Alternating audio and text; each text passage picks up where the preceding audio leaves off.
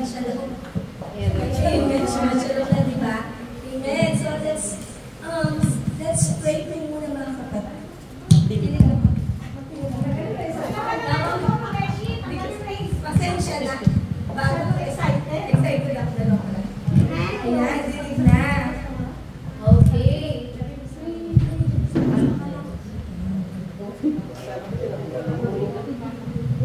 Okay. Ayan. Let's pray muna mga kapatid, ano? Amen. Amen. Hallelujah, Lord. Father God, we thank you, Lord, for tonight. Lord, help us, Lord God, for tonight for the message. And Father, Lord God, help us, Father, not just to be a hearer of your word, but to be a doer of your word, Father God. Hallelujah, tulungan mo nga po kami, Panginoon, na makasunod at makalakad, Lord God, sa iyong mga salita. Lord, pinupuri ka nga po namin at pinasasalamatan sa Panginoon Jesus. Amen. Amen. Amen. Okay, yung dinasa po natin mga kapatid kanina, yung 1 Thessalonica,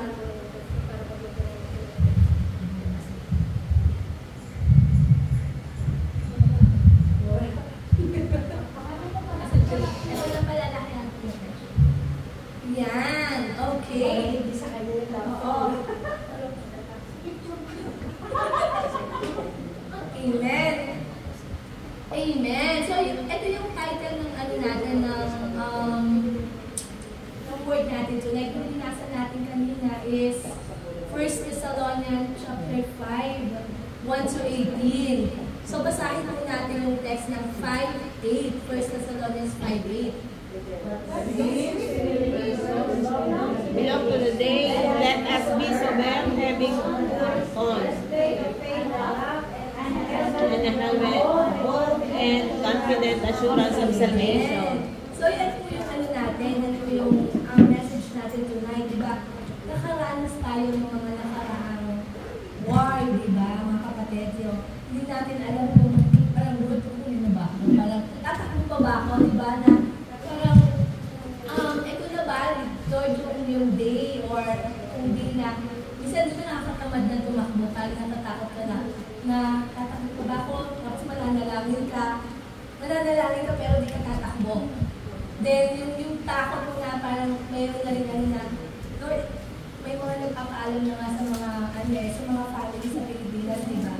Meron lang ako mga friends na nagpapaalam na sila, pag nagka-transfer ng mga kayamanan sa Pilipinas. Oo. Kasi nga yung takot, di ba? Na gano'n, or yung nagsasabi na, o yung mga will, o ito yung paghahatian nyo, ganyan, di ba? Dahil nasa takot, anong mangyayari? And yung message tonight is, sabi nga kanina, since we are believers, belong to the day, this is yung, di ba dati tayong anak ng Diablo? Naniniwala ba kayo? Parang hindi. Parang feeling mo. Amen! Amen! Parang feeling mo gawa-gawa ko lang. Hindi. Dati tayo anak ng Diablo, mga kapatid. Oo. Kaya dati. Diba? Kaya dati sabi nga dito, but since we believers belong to the day, let us be sober, having put on the breastplate of faith and love as a helmet of confident assurance salvation. Amen. Amen. Kasi alam mo na ito. Amen. So dahil nga, mga believers na tayo, mga kapatid, hindi na tayo dating mga anak ng Diablo. Pag anak ka na ng Diyos. You are now the light, sons of light, sabi nga, di ba? Or daughter of light, dahil nakaramihan mga babae, di ba? So, we are now the sons of light, mga kapatid. And dahil sons of light na tayo, dapat patuloy tayo nagiging liwanag sa iba. Kaya lang may times talaga na minsan nagiging dilim pa rin, di ba? Parang asarap. Parang tinanggal ka na nga sa dilim. Bumabalik, di ba? May mga trials or may mga character tayo, minsan parang you're losing hope na nagtatry ako magbago, Lord. Kaya lang parang, ito na naman ako, chismosa na naman ako, di ba? Ito na naman, marites na naman ako, Lord, di ba? Parang, di ba? Minsan kasi yung marites, nag-change kasi siya, di ba? Minsan nadadagdagan, di ba? Nakakasira ng tao, or nakakasira minsan ng relasyon, or minsan yung galit na yung galit na bigla na lang na parang bigla ka na lang sumasabog, di ba may mga ganang attitude na out of control ka. Kaya dito sa title natin tonight, Sons of Light, Be Sober. So tayo mga anak ng Diyos na dapat manatili na tayo. Mahirap man, yes, is medyo madali sabihin, pero madali siya sabihin, pero mahirap siyang gawin. Pero dahil nga sa awa at sa grasya lang ng Diyos, Panginoong Jesucristo, nandito tayo. Tayong lahat, di ba? Tayo tayo anak na lahat ng Diyos. Amen. Tayo ba anak na ng Diyos? Amen. Anak na pala ng Diyos na. Amen. So, amen. So, dapat kami tayo, sabi nga dito na, let us be sober. Ang sober is dapat clear-headed tayo. Clear yung mind natin, straightforward na dahil tumanggap na ako, dahil born again believer na ako, dapat, Lord, ganito na ako, hindi na ako yung dating ako, di ba? New creation na tayo, or new identity na tayo, mga kapatid. Ano ba yung identity natin in Christ, di ba? Yun yung hindi mo pwedeng sabihin na nagbago na ako, Lord, kaya lang, hindi ka nakikitaan. Kasi ang born again, believer, once na tumanggap ka na sa Diyos, dapat buhay siya na nababago. Testimony siya. Para, minsan na hindi ka pa nag-share, nakikitaan ka na agad. Diba? Nag-shine na agad yung ano mo. Yung parang yung mga ka-flat mo, yung mga friends mo, nakikitaan ka na agad ng liwanag na galing kay Jesus. Amen? Ayan. What we should do while waiting for the Lord. Sabi nga kanina, ano dapat natin gawin while we are waiting to the Lord? Let's read the Hebrews 11 verse 6.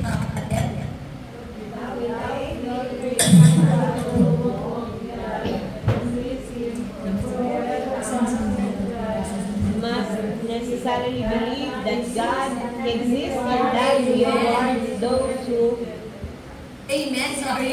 Amen. earnestly and diligently seek Him. Amen. So, dapat habang naghihintay tayo sa pagdating ng Lord, dapat we're putting on faith as breastplate.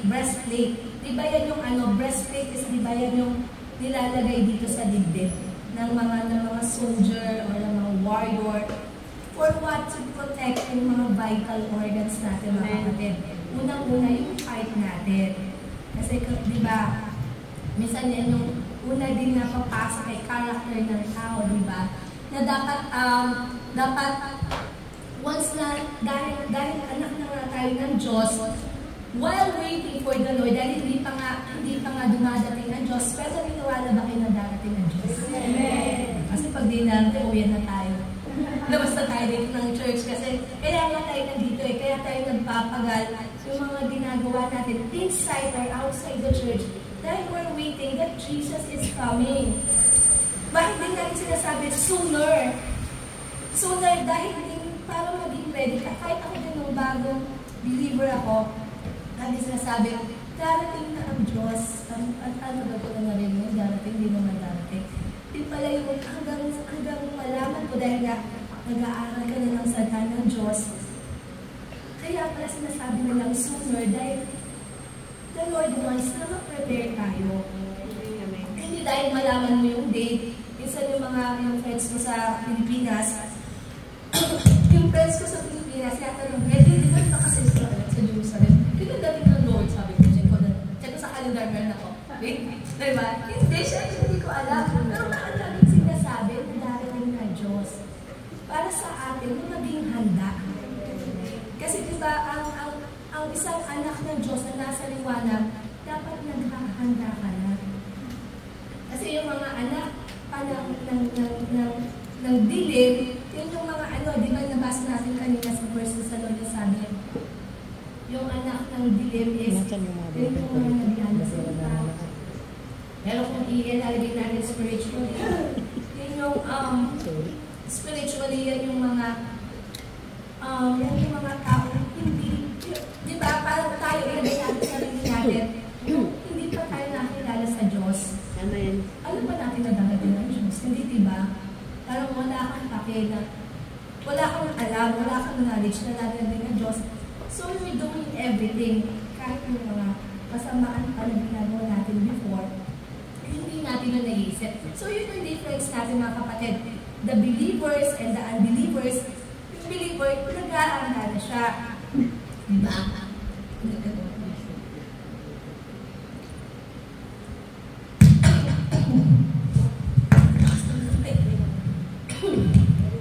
Nag-aangala na, diba? Pag unbelievers naman, unbelievers, ano yan wala siyang alam. Yung spiritually lalasing siya, diba pag ang Diyos dumating or sabi sa Biblia, ang Diyos darating parang magnanakaw, diba? So kapag lasing ka spiritually, madaling mapasok ang bahay mo.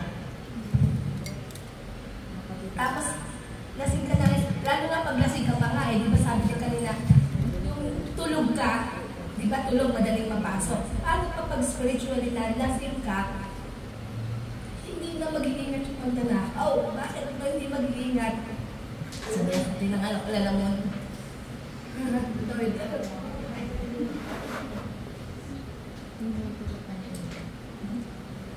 Amen.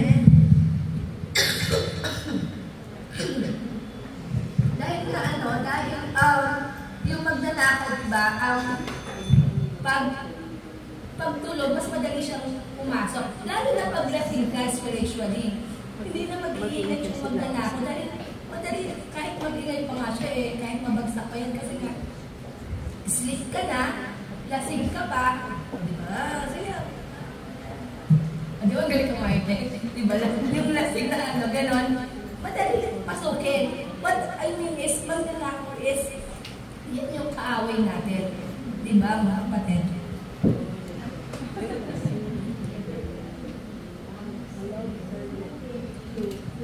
Amen. So, dapat handa tayo, mga kapatid. For the meantime, while waiting for the Lord, we put the faith as a breastplate. Dapat, ano yung faith? Hindi yung faith with your sister, with your brothers. Not even your faith in your pastor. Kanino faith? Faith in Jesus Christ alone. Dahil nandito tayo mga kapatid, nakakilala tayo dahil nasabi ng Panginoon Jesus. Diba? Nandito tayo lahat dahil sa pananampalataya natin kay Jesus. Amen. Amen. Amen. Hallelujah. Amen. Amen. So let's read this. Yung we pursue faith in Jesus Christ. We constantly read God's word and remind ourselves Jesus Christ what importance by our faith. Amen.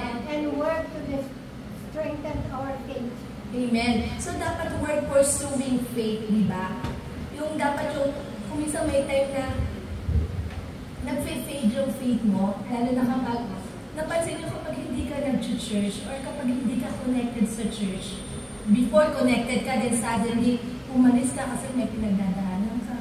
I feel, naglalamig ka. I feel, parang, I feel lost. Hanapin ko muna sarili ko. Diba yung mga gano'n ng mga emote. Then, diba dapat umalis ka sa simbahan, lalo na lumayo ka sa mga kapatiran, lalo kami nangihina, parang naman yun. Yung pananampalataya natin, lalo nagiging down, na parang, hindi ko na naririnig si Lord. Bakit kaya gano'n? Hindi ko naririnig kasi nung kayo ka diba?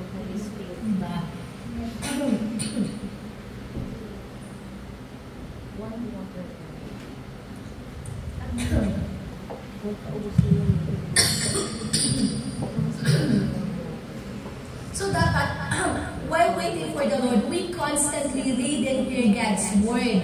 Diba? Na dapat, hindi lang tayo Kristiyano na we're just attending, you're saying, or we're saying, I'm saying na Kristiyano ko, but we're not reading. You're not even hearing.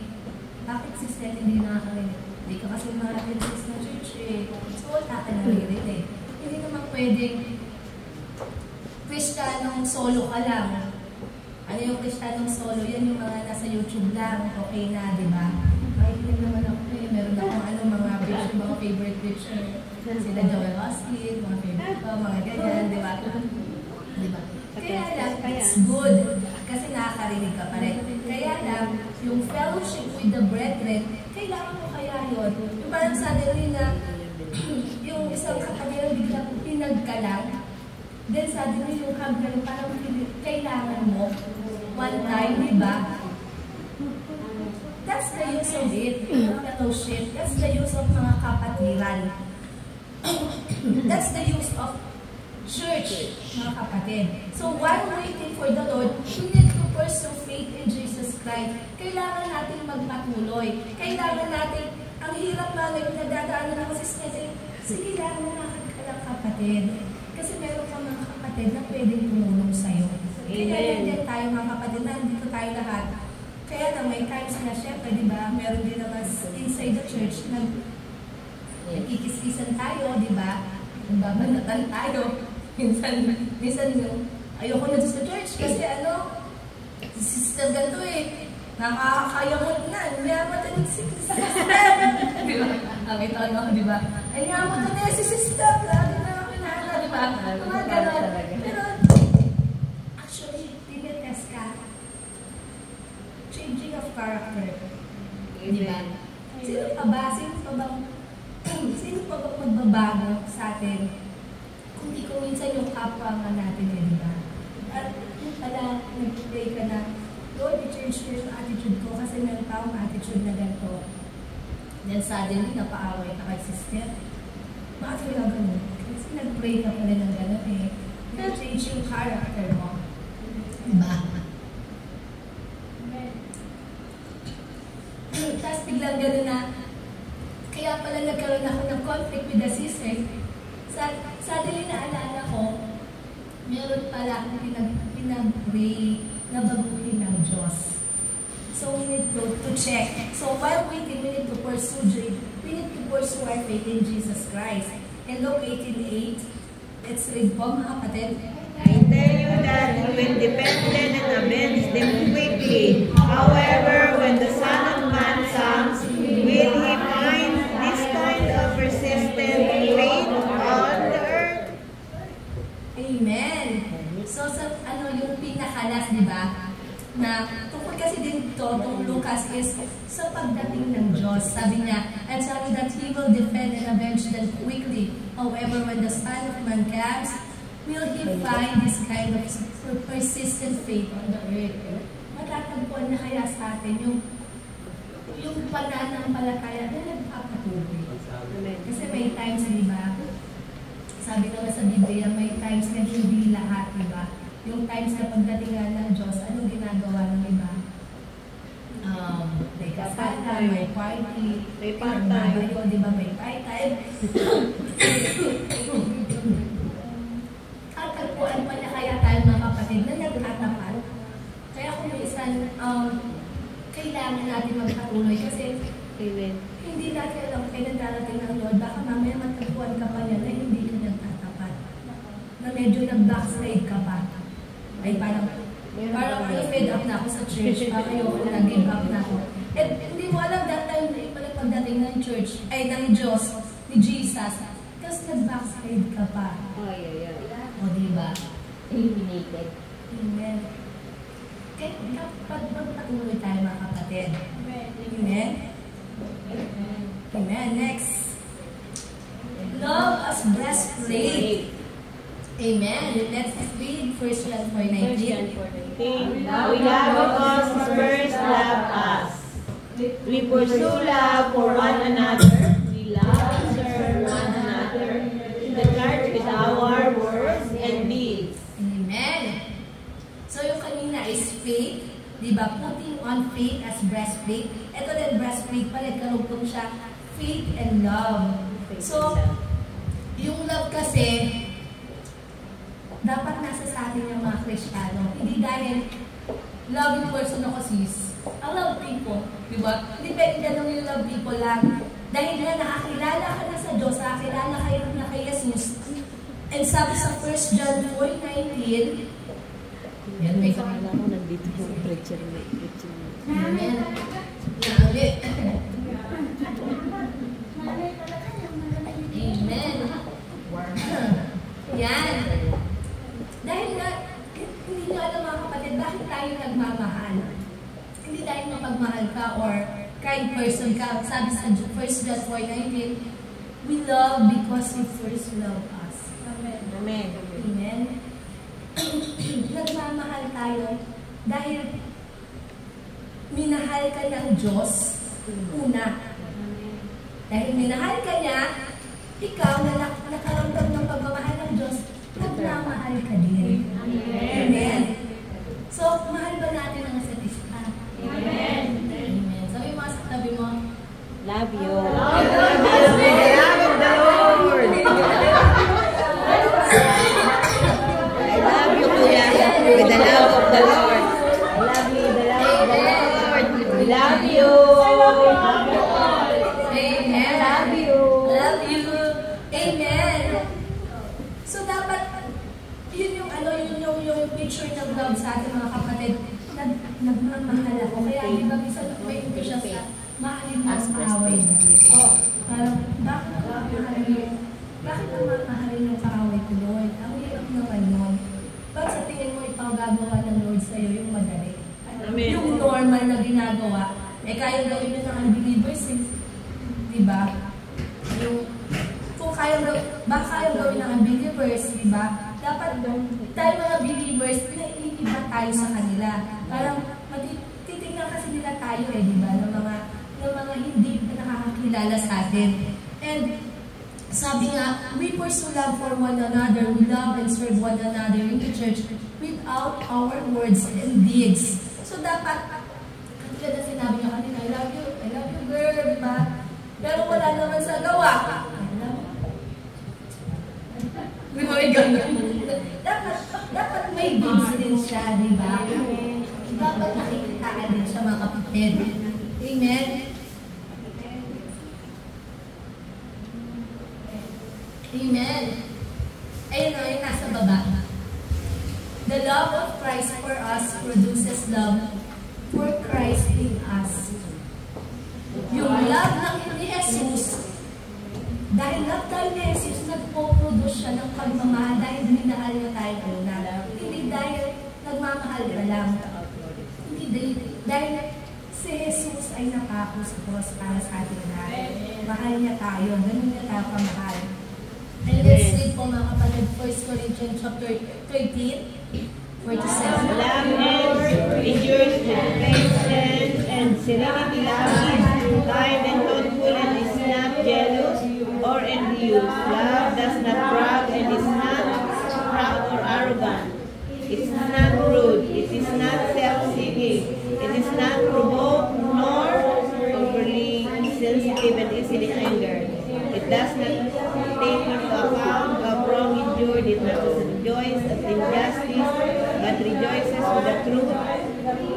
When the right and truth prevail, love bears all things regardless of what comes, believes and thinks looking for the best of each one. Hope all things, remaining steadfast during the difficult times, endures all things without weakening. Amen. Kung ano yung hindi nakasulat dyan, hindi yung love.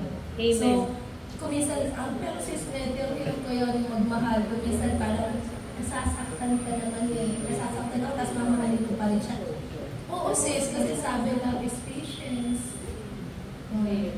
Diba sis? Amen. Diba? Pero, parang feel ko hindi naman niya ako love. Parang hindi ko nararamdaman sila Hindi ako pinapauwi. Kaya, tuwing tumatawag ako,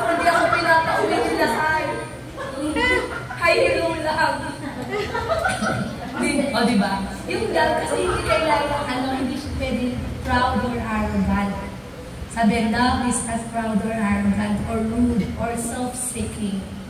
Na parang kahit minsan hindi mo na nare-receive yung love, naka-level ng love mo, you love. Hindi siya self-seeking. Hindi ko kasi nararamdaman yung equal ng love na binibigay ko sa kanya eh. So sabi dito, love is not self-seeking, di ba? Or it does not take into account wrong and word. Parang kaya lang paulit-ulit na ako na parang, di ba common naman sa mag-asawa, di tayo mga may asawa. Tayo mga may asawa, plating, di ba? Tayo mga asawa, hirap tayo, talagay na hirap tayo na nakapag nag-aaway ng mag-asawa. Di ba may hirap tayo? Playmate. Di ba? Yung minsan nagkakagalit kayo, common na siya, hindi naman laging bate, hindi naman laging love. Kaya lang may conflict, ganun talaga di ba? Kasi, sabi, love is not self-seeking, it's not provoked, nor overly sensitive and easily angered. Dapat ikaw na asawa, baka nga asawa mo, unbeliever pa, dapat ikaw nag-adjust. Bakit? Kasi sabi dito, not easily angered. Diba? Makikitaan ka, diba? Makikitaan ka ng asawa mo kung opposite man, vice versa man. Bakit kaya gano'n ng asawa mo? Kahit na ako yung nag-start ng ako yung nag-start ng away, diba? Bakit mahal pa rin niya ako? Kasi love is not self-seeking. Love is not easily angered, sabi nga, diba? Love is not provoking, diba? So, anything na wala dyan mga kapatid is not love.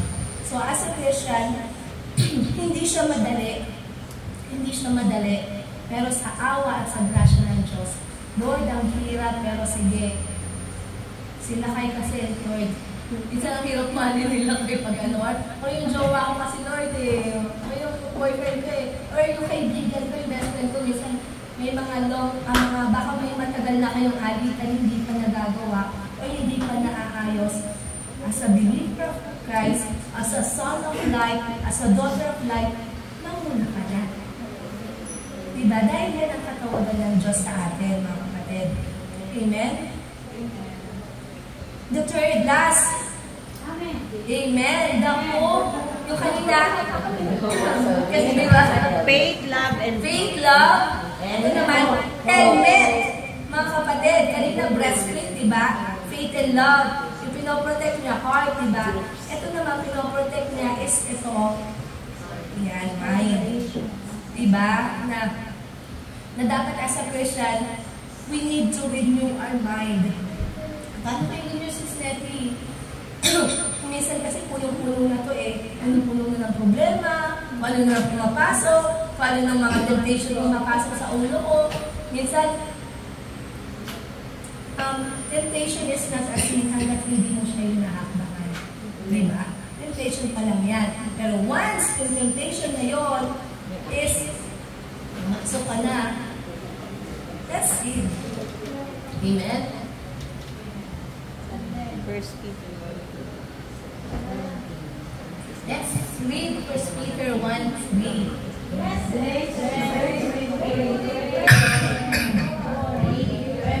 God and Father of our Lord Jesus Christ, who that and boundless mercy has caused us to be born again.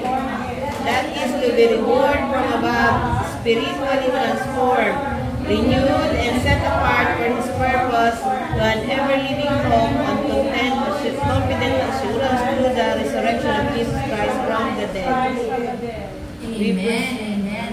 So, di ba, as a son of light, sabi nga diya kanina, be the God and Father of our Lord Jesus Christ, who according to His abundant, boundless mercy has caused us to be born again. Bakit tayo naging born again? Dahil kay Jesus. Dahil sa pagmamahal ng Ama sa atin, ipinadala niya si Jesus para sa atin. And dahil natanggap natin si Jesus, kaya nandito tayong lahat, we are now born again, di ba? So, spiritually transformed, spiritually Pero dapat yung spiritually na yun, dapat din nakikitaan siya physically, mga kapatid. Ano? Hindi mo pwedeng sabihin, born again ka, and yet walang nakikita ang pagbabago. Babagin tayo unti-unti ng Diyos. And yung hope ng salvation na sa helmet, dapat, we're hoping, di ba? Sabi ko nga kanina, dapat lagi tayo na yung waiting tayo. Bakit tayo nagpapagal sa mga gawain? Lord, yung pagiging matyaga sa pag-attend sa church, lahat ng gawain, pag-evangelize, lahat, anything na mayroong kinalaman kay Jesus. Kasi dahil nag-aano tayo, we're waiting or kiniklaim natin na alam natin na darating si Jesus one day, di ba mga kapatid? Amen. Kaya sabi dito, we pursue, pakibasa po. We pursue the hope of salvation and the joy of heavenly glory. We remember and delight in God's gospel promises. Amen. So we need to pursue the hope of salvation. Dapat lagi natin we're running after, di ba? Na yung hope of salvation. Sino ba yung hope of salvation natin? Si Jesus lang, di ba mga kapatid? And it's not easy to be Christian. Agree ba kayo? It's not easy, di ba? Kasi kung laging may parang laging may inom kasi Lord na may kailangan, yes, Lord, parang ayoko, hindi pa mo ready, give up. Pero, bakit nasa isip ko to? Bakit nasa isip ko yung kapatid? Kasi the Lord is speaking unto you. Into you, di ba? Na bakit kailangan ko maging Lord? Na bakit kailangan ko i-give up to? Ayoko pa hindi ako ready. May time dahil nasa born again, binabago ko nga ng Diyos araw-araw, di ba? So, para makasunod tayo, at yung hope of salvation na may, di ba sabi kanina, that God is a God of rewarder. Di ba? Nagre-reward siya. And yung mga ginagawa natin, yung mga pagpapagal na ginagawa natin, it's not in vain. There's always a reward. Ano yung reward, mga kapatid? Hindi yan material, ha? Number one, reward. Ang pinaka-focus natin is salvation. Amen? And dapat, as a Christian, pag may nagtanong sa'yo, paano mo nalaman na save ka, sis? Diba? O, parang bigla ka napaisip. Kasi may isa rin akong friend na sabi niya, parang feeling ko hindi ako save, sis. Kaya mo bakit? Kasi yung mga kasalanan na gagawa ko. Yung ba yung sabi ni Jesus? Yung ba yung sabi sa Biblia? Pero tinanggap mo na siya. O, kaya lang hindi ko na-attain yung katulad naman ginagawa nyo. Kaya hindi naman yung salvation di ba? It's not by works. Kaya pag feeling mo kapatid, hindi ka pa, born again ka na, pero may feeling ka na, parang hindi ako saved, kasi hindi ako katulad mo, hindi ako katulad mo ito. Hindi naman yung sinasabi, we are not saved by works, we are saved by faith alone in Christ Jesus. Hope, di ba? Nasa pagdating ni Lord na we're waiting na Lord sa pagdating mo na dapat matagpuan mo pa rin ako. Matagpuan mo pa rin ako, nagtatapat o nananampalataya sa'yo. May times, yes, babagsak ka, manghihina ka, pero the Lord will do something. And ikaw din, dapat meron kang gawin. Diba? Na kapag may kayo na pinaghinaan ka, huwag mong hayaan kang hinaan ka, laban ka lang, sige, go ka lang, na parang kahit minsan parang feeling mo parang nonsense, pero may sense. Kasi yung hope na hinihintay natin, yung salvation in Christ Jesus, na dapat pag dumating siya, sana Lord, magtatapat pa rin ako. Sana Lord, nadapaman ako, babangon ako, Lord. Or magbabangon sa'yo. Amen? So yun yung natin tonight na dapat suot-suot natin. So while waiting to the Lord, yung breastplate and yung helmet, faith, love, and hope of salvation. Pakibasa po yung Romans 8:24. For in this world we were saved by faith, but hope, the object of which is seen, is not hope. For who hopes for what he already sees? Amen. So dapat ganun yung hope, di ba? For in this hope we were saved by faith. May hope ba na nakikita? Sigarilyo. Oo, tama. Naisip ko rin yan. Ang galing. Diba? Ang galing ako. Kasi diba yung hope, pag nakita, alam mo namang, diba, may galing yung faith, eh, diba? Things, sabi nga sa Hebrews, things you do not see, diba? Alam mo namang makita mo yan. Pag nakita mo yan, nakita ko, ganyan yun, no? Kahit ano gawin ko, nila pala yan eh. Kita ko na, diba? Diba? Yun yung hope, which is not seen, diba? O yung faith, diba? Na kung minsan hindi mo din nakikita, diba? Na hindi mo pag-asa, na hindi mo nakikita. Ano pag nakita mo, nandiyan na si, ay, ano na pala yung pag-asa sa dulo eh. Okay lang yan, naglalay sa dulo eh. Eh, paano pag the more na nag-hope, the more na you come into the Lord Jesus. Kasi Lord, hindi ko nakikita there's hope in me. Parang Lord, di ko nakikita there's hope na mag-change ako. I try to change, Lord, for the glory of you. Kaya lang, after a month, bumabalik ako doon. Diba? Paano ikaw mismo nawawalan ka na ng hope na I want to change, Lord, kaya lang bumabalik pa rin ako doon. Sige, lapit ka pa rin sa Lord, sis, diba? Wala sa payo. May gagawin at gagawin ng Diyos sa atin. And for who hopes for what He already sees, sabi nga niya. Sino pang mag-hope kung nakikita nga naman? Tama na lang yan, pala yung hope eh. Diba? Tama na pala, ay nandun na pala yung hope eh. Ikita ko na eh. Diba? So we're hoping, si Jesus di pa natin nakikita, diba? Physically. But we're hoping na darating siya. Through the church na nakikita natin, na inaatinan natin, sa buhay ng bawat isa sa atin, nakikita natin si Jesus. Diba? Amen? Kaya patuloy lang tayo mga kapatid. Amen. Conclusion, pakibasa ko. Believe and eager anticipation of the Lord's coming.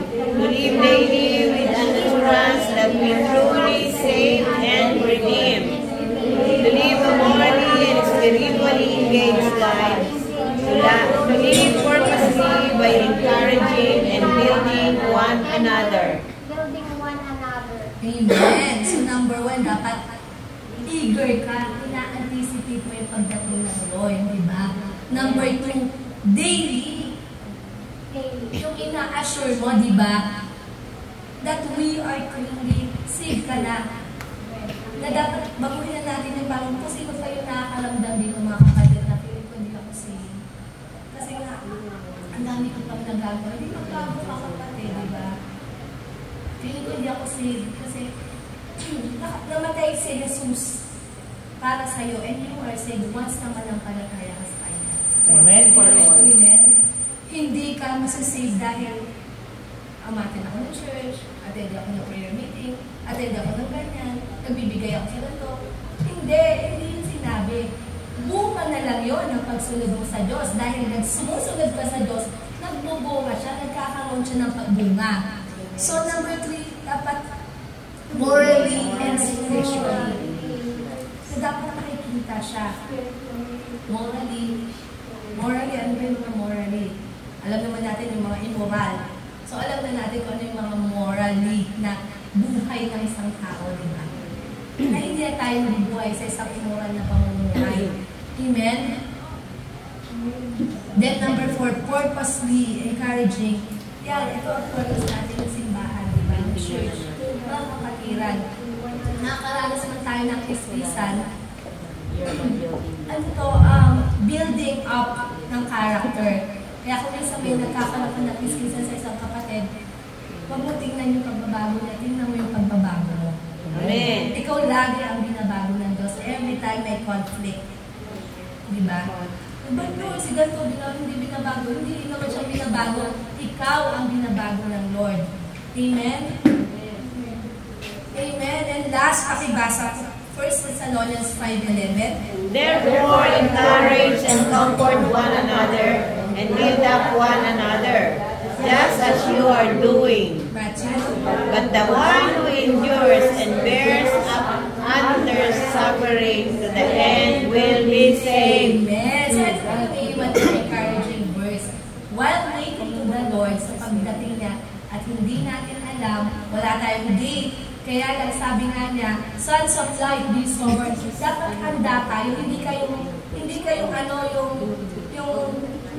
nasa dilim, hindi ka nakatulad ng iba na nasa dilim, na tulog lagi. Spiritually tulog, kasi hindi niya alam na darating ng Diyos, na darating pala, kala ko hindi. And spiritually drunk, diba na okay lang, sige lang, patuloy ka lang sa pamumuhay mo araw-araw. You're not expecting na may darating na Jesus one time. So ito yung sabi niya na for the meantime na naghihintay tayo, encourage, comfort one another, build one another. Yan yung trabaho natin as a church. Here, even outside, hindi lang dapat tayo nasa loob ng simbahan, hindi nasa labas. We're encouraging, we're building up, diba? Yan ang gawain natin. And endures and bears up suffering. Until to the end will be saved. Na yung mga suffering, yung mga trials na nangyayari sa buhay natin. Panghinaan ka man, tawag ka kay sa Lord kasi the more nalalayo ka sa Lord, the more na mawawala tayo. Diba? The more na, ayoko na magbasa ng word, ayoko na manalangin, ayoko na magbasa ng Bible, the more na manghihina ka. Ayoko na umatin sa mga prayer groups, sa mga online, nakakapagod na, aga-aga, ganyan-ganyan, diba? Captain ka pa rin kasi may ginagawa ang Lord kasama ang kapatiran. Amen? So to God be all the glory, mga kapatid. Let's pray po. Hallelujah. Amen. Thank you, Lord. Thank you, Jesus. Hallelujah. Maraming salamat, Panginoon. Jesus, Lord, tulungan mo kami. Ama, sa pagdating na yung anak ni Jesus. Lord God, na pagkatuan kami nananampalataya hanggang sa huli. Lord, may mga paghihirap man, may mga pagsubok man, Panginoon. Lord, tulungan mo kami, Panginoon, na makabangon. Hallelujah, Lord God. And yung faith, Panginoon, na ibinigay mo sa amin, as small like a mustard seed. Lord, ay palaguin mo, Panginoong Jesus. Hallelujah. And Lord, tulungan mo nga po kami. Lord God, na sinabi mo sa iyong Biblia, Panginoon, kami ay makikilala na disipulo mo kung kami mismo ay magmamahalan, Panginoon. Hallelujah, Lord God, tulungan mo, Panginoon, na makitaan ang bawat isa sa amin, Panginoon, ng liwanag na nais mo, Panginoon, nang makita ng iba, ng mga nasa labas na nananatili sa dilim, Panginoong Jesus.